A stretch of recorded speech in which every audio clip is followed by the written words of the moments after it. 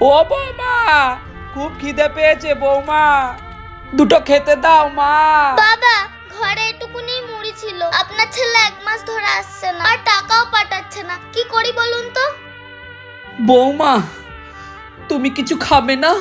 বাবা, একদিন না খেলে আমি মরবো না। বৌমা,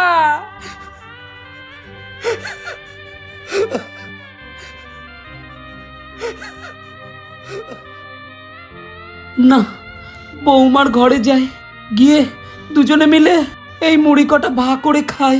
হ্যাঁ, যাই। হ্যাঁ, হ্যাঁ, আহ, আহ, আহ, আহ, আহ, আহ।